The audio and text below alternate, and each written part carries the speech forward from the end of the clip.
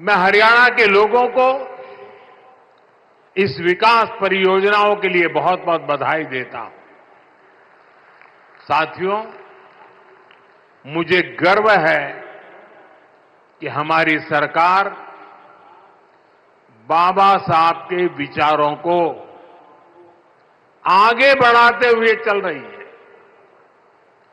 बाबा साहब आंबेडकर ने उद्योगों के विकास को सामाजिक न्याय का मार्ग बताया था। बाबा साहब ने भारत में छोटी जोतों की समस्या को पहचाना था। बाबा साहब कहते थे कि दलितों के पास खेती के लिए पर्याप्त जमीन नहीं है, इसलिए दलितों को उद्योगों से सबसे अधिक फायदा होगा। बाबा साहब का विजन था कि उद्योगों से दलितों को ज्यादा रोजगार मिलेंगे और उनका जीवन स्तर ऊपर उठेगा।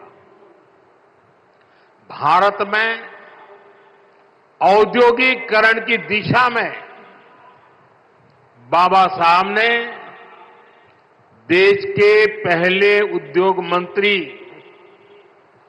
डॉक्टर श्यामा प्रसाद मुखर्जी के साथ मिलकर काम किया था। साथियों, औद्योगिकरण और मैन्युफैक्चरिंग के इस तालमेल को दीनबंधु चौधरी छोटू राम जी ने भी गांव की समृद्धि का आधार माना था। वो कहते थे, गांवों में सच्ची समृद्धि तब आएगी जब किसान खेती के साथ साथ छोटे उद्योगों के माध्यम से भी अपनी आय बढ़ाएगा। गांव और किसान के लिए जीवन खपाने वाले चौधरी चरण सिंह जी की सोच भी इससे अलग नहीं थी। चौधरी साहब कहते थे, औद्योगिक विकास को कृषि का पूरक होना चाहिए। दोनों हमारी अर्थव्यवस्था के स्तंभ हैं। साथियों, मेक इन इंडिया के, आत्मनिर्भर भारत के मूल में भी यही भावना है, यही विचार है, यही प्रेरणा है। इसलिए हमारी सरकार भारत में मैन्युफैक्चरिंग पर इतना बल दे रही है। इस वर्ष के बजट में हमने मिशन मैन्युफैक्चरिंग की घोषणा की है। इसका मकसद है कि दलित, पिछड़े, शोषित, वंचित नौजवानों को ज्यादा से ज्यादा रोजगार मिले, नौजवानों को जरूरी ट्रेनिंग मिले, व्यापार कारोबार का खर्चा कम हो, एमएसएमई सेक्टर को मजबूती मिले, उद्योगों को टेक्नोलॉजी का लाभ मिले और हमारे उत्पाद दुनिया में सबसे बेहतरीन हो। इन सारे लक्ष्यों को प्राप्त करने के लिए बहुत जरूरी है कि देश में बिजली की कोई कमी न हो। हमें एनर्जी में भी आत्मनिर्भर होना ही होगा। इसलिए आज का ये कार्यक्रम बहुत अहम है। आज Deenbandhu Chaudhary Chhotu Ram thermal power plant की तीसरी इकाई का काम शुरू हुआ है। इसका फायदा यमुनानगर को होगा, उद्योगों को होगा। भारत में जितना औद्योगिक विकास जैसे प्लाईवुड बनता है, उसका आजाद यमुनानगर में होता है। यहां एल्यूमिनियम, कॉपर और पित्तल के बर्तनों की मैन्युफैक्चरिंग बड़े पैमाने पर होती है।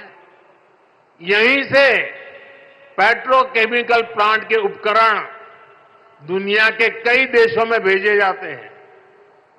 बिजली का उत्पादन बढ़ने से इन सभी को फायदा होगा। यहां मिशन मैन्युफैक्चरिंग को मदद मिलेगी। साथियों, विकसित भारत के निर्माण में बिजली की बहुत बड़ी भूमिका होने वाली है और हमारी सरकार बिजली की उपलब्धता बढ़ाने के लिए चौतरफा काम कर रही है।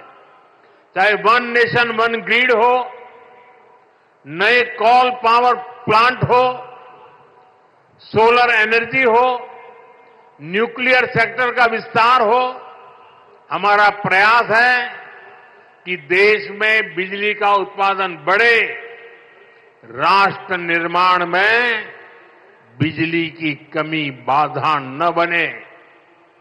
लेकिन साथियों, हमें कांग्रेस के दिनों को भी भूलना नहीं चाहिए। हमने 2014 से पहले, जब कांग्रेस की सरकार थी, वो दिन भी देखे हैं जब पूरे देश में ब्लैकआउट होते थे, बिजली गुल हो जाती थी। कांग्रेस की सरकार रहती तो देश को आज भी ऐसे ही ब्लैकआउट से गुजरना पड़ता।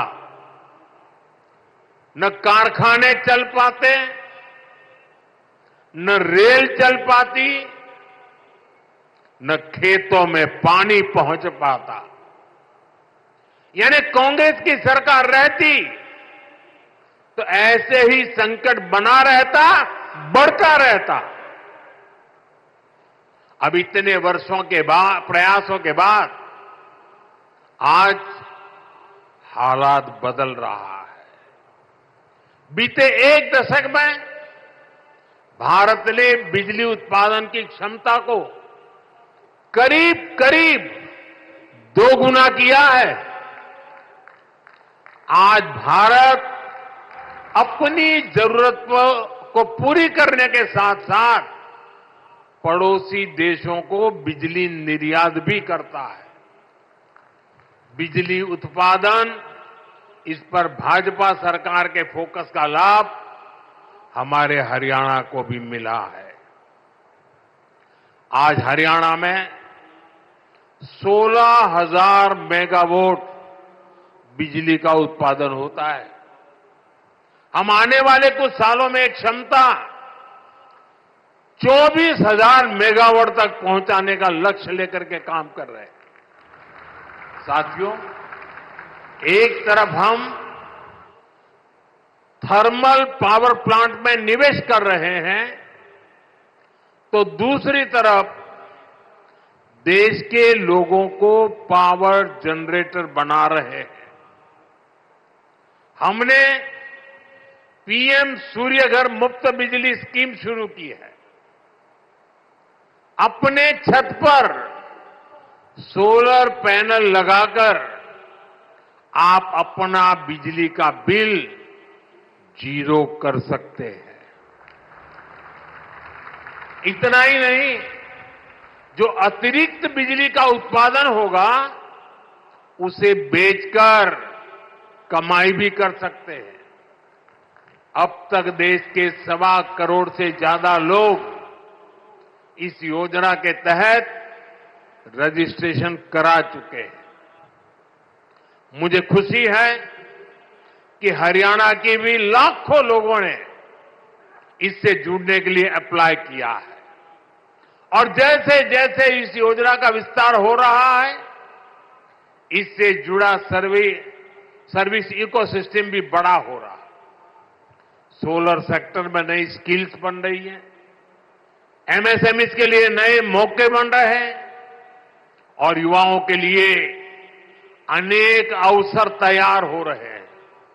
साथियों, हमारे छोटे छोटे शहरों में छोटे उद्योगों को पर्याप्त बिजली देने के साथ ही सरकार इस तरफ भी ध्यान दे रही है कि उनके पास पर्याप्त पैसे रहे।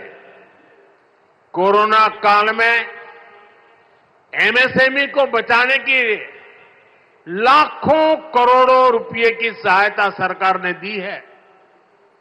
छोटे उद्योग भी अपना विस्तार कर सके, इसके लिए हमने एमएसएमई की परिभाषा बदली है। अब छोटे उद्योगों को यह डर नहीं सताता कि जैसे ही वो आगे बढ़े सरकारी मदद छीन जाएगी। अब सरकार छोटे उद्योग के लिए स्पेशल क्रेडिट कार्ड की सुविधा देने जा रही है। क्रेडिट गारंटी कवरेज को भी बढ़ाया जा रहा है। अभी कुछ दिन पहले ही मुद्रा योजना को 10 साल पूरे हुए हैं। आपको जानकर के खुशी भी होगी